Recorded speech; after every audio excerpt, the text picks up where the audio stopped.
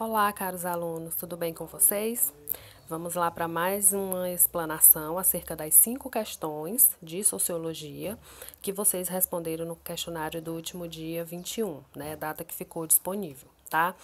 Então, assim, trouxe mais uma vez para vocês aqui o tema, tá? Nós agora vamos falar sobre cultura global, cultura local, dentro do contexto de globalização, tá? Então, assim, a gente dentro dessa, eu trouxe 5 questões para que a gente faça, é um tema muito vasto, muito amplo, tá? Daria para a gente ter pelo menos umas 3 ou 4 aulas falando sobre isso, e um tema que requer e faz com que a gente discuta de fato, com que a gente debata essas colocações, principalmente se tratando de cultura, tá bom? Se a gente fizer comparação com a nossa cultura cearense, cultura brasileira e a cultura geral de, enfim, a nível mundial, tá? Então tá aqui um resumo para vocês. Aqui um videozinho curto, onde ele vai explicar, fazer uma abordagem mais ampla. E as 5 questões que eu trouxe aqui para vocês, tá? Na primeira questão, eu trago aqui o conceito, talvez vocês já tenham ouvido falar sobre hibridez. Aquilo que é híbrido é aquilo que é compartilhado. Então, vocês já devem ter ouvido falar, por exemplo, o ensino híbrido. É aquele ensino em que a gente usa a forma presencial e usa a forma dinâmica. A forma à distância, tá? Então, eu posso trabalhar a hibridez dentro de vários conceitos, tá? No caso aqui, ele pede para que a gente faça a relação. Ó, a hibridez descreve a cultura de pessoas que mantêm suas conexões com a terra, tá? E seus antepassados, relacionando com a cultura local. Óbvio que toda cultura, ela possui um passado, né? Ela possui uma história. E aí, é preciso que essa hibridez, é o que ele pede aqui no final da questão, ó. Percebam que ele está dizendo o seguinte, ó. Contrapondo o fenômeno da hibridez à ideia de pureza, ou seja, vamos colocar a pureza no seu sentido contrário, do ponto de vista cultural. Ele está dizendo que ela se manifesta em que sentido? E que sentido a hibridez é contrária à pureza, tá bom? E aí a gente tem aqui que o item E nos responde, ó. Intercâmbio entre diferentes povos e campos de produção cultural passam a gerar novos produtos e manifestações. Se opor, né, a ideia de pureza é justamente o intercâmbio, é justamente a junção, a relação entre diferentes povos e culturas. Se eu tomo, por exemplo, como base a história do Brasil, né, o período em que, quando os portugueses descobriram, entre aspas, o nosso país, já havia os indígenas, né? E aí os brancos chegaram, depois vieram os negros. Então eu não poderia simplesmente considerar, por exemplo, a pureza cultural vinda apenas me limitando à cultura do índio. Foi preciso que os portugueses, ao chegarem aqui, os holandeses, os franceses posteriormente, inserissem e deixassem traços de suas culturas, né, assim como os africanos também. E aí juntou a cultura das 3 etnias e formou o que nós temos hoje enquanto formação do povo brasileiro, né, dentro de toda a sua bagagem cultural, tá certo? Na segunda questão, ele traz aqui um conceito sobre sociedades contemporâneas, tá? E aí ele traz um relato de um movimento ocorrido em 1950, principalmente em 1960, onde esse movimento ele teve o seu auge nos Estados Unidos, que era o Beat Generation, tá? Que era a geração Beat. Qual era o sentido desse movimento? Era um movimento qual jovens, principalmente, jovens intelectuais, classe média, classe alta, e classe baixa também, eles se colocavam contra o consumo, contra todo o destino cultural ao qual o país passava, né? Então embora de uma forma pacífica, mas eles contestavam de uma forma mais incisiva, de uma forma mais radical a cultura dominante, tá? Ele tinha um teor social, ele tinha um teor filosófico e artístico que se colocava contra essa cultura de massa, contra toda essa forma com que os cidadãos americanos estavam dando seguimento às suas vidas, né? E aí, como eu falei, teve o seu auge em 1960 e eles queriam, esses jovens que iam, de fato, para as ruas, que faziam valer o movimento, eles achavam que os meios de comunicação, que a indústria teve todo uma engenharia para tentar mudar o padrão de vida dessas pessoas. E a gente sabe que, em 1960, nós já estávamos em pleno contexto da Guerra Fria. Então, havia aquela disputa pacífica, né, entre o bloco capitalista e o bloco socialista. Então, os Estados Unidos, liderando o bloco capitalista, ele polarizava o lado ocidental, né, digamos assim. E aí ele, claro, fazia todo o seu,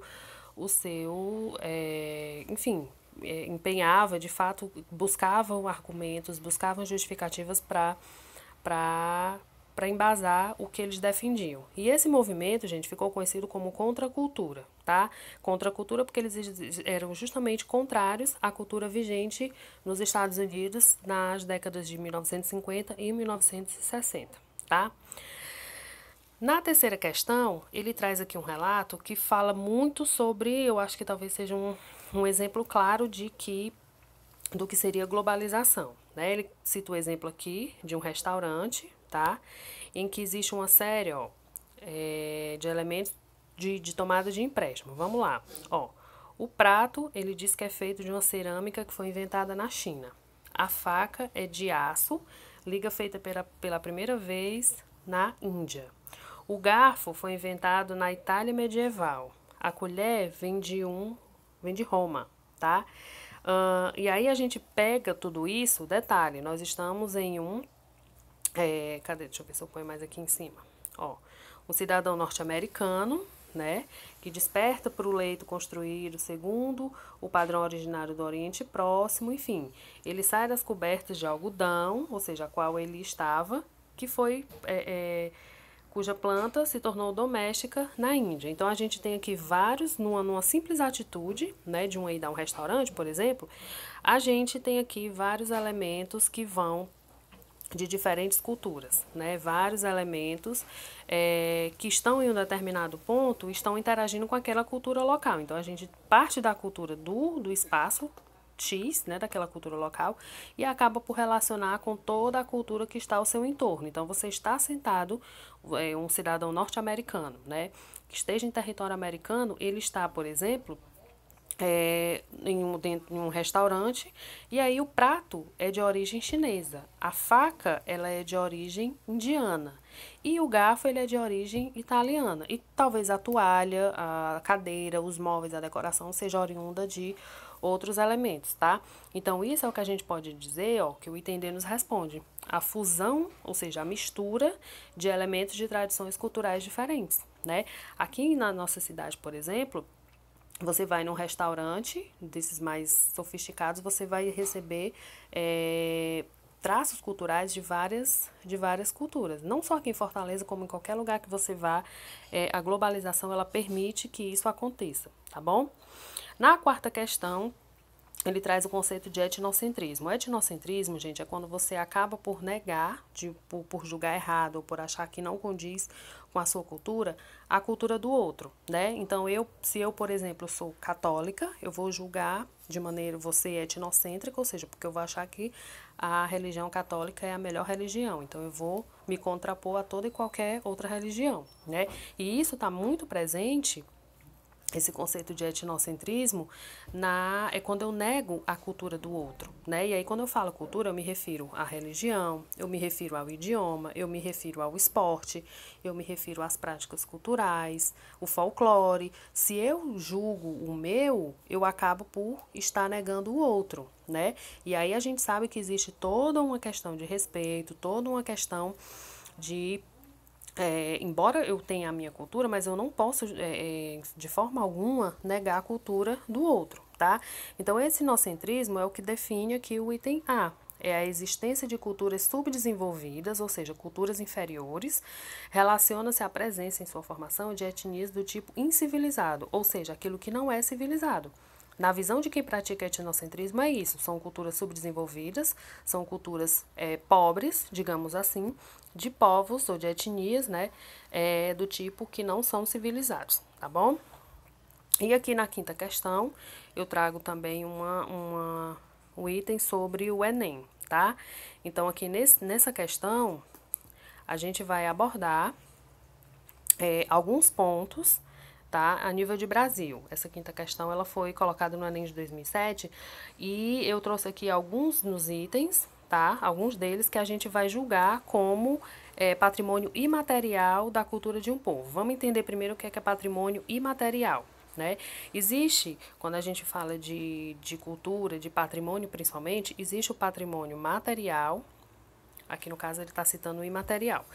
Patrimônio material é aquele físico, digamos assim. É um prédio, é uma estátua, é um monumento, é uma praça, tá? Isso é aquilo que é edificado, digamos assim, né? Que é construído. Isso é o patrimônio material. O patrimônio imaterial é aquilo que não é necessariamente construído. É o que eu posso caracterizar, por exemplo, como uma tradição, como uma festa tradicional de um determinado lugar, como uma manifestação cultural. Eu posso dizer, por exemplo, que o carnaval ele pode ser considerado patrimônio imaterial. Assim, o órgão responsável, que no caso é o IPHAN, né, que é quem faz o tombamento, que faz o levantamento da cultura no nosso país de uma forma geral, ele pode colocar o carnaval como festa, como patrimônio imaterial. O São João, né, a festa junina, dentre outras tradições. E aí eu trago aqui para vocês, ó, desses 5 itens, quais deles seriam, de acordo com a Unesco, né, o IPHAN, ele é um órgão que se relaciona à Unesco. Ele pergunta qual pode ser caracterizado como patrimônio imaterial da cultura de um povo. Uma estátua não pode ser, né? A estátua do Cristo Redentor aí, ele coloca como seria um patrimônio material. O Pelourinho também, porque o Pelourinho é um espaço dentro do Centro Histórico de Salvador. As cataratas do Iguaçu já entraria como patrimônio natural, tá? Já não se caracterizaria nem como patrimônio material. E a esfinge de Gizé também é algo construído. Então, aquilo que é caracterizado apenas como manifestação, é a festa do Bumba Meu Boi, super tradicional no estado do Maranhão. Tá bom? Então, ficou aí clara a diferença do patrimônio material e do patrimônio imaterial, tá bom? Espero que vocês tenham entendido. Vejam lá com esse feedback das devolutivas o que vocês colocaram lá nas questões, nas alternativas de vocês. Tá bom? Até a próxima.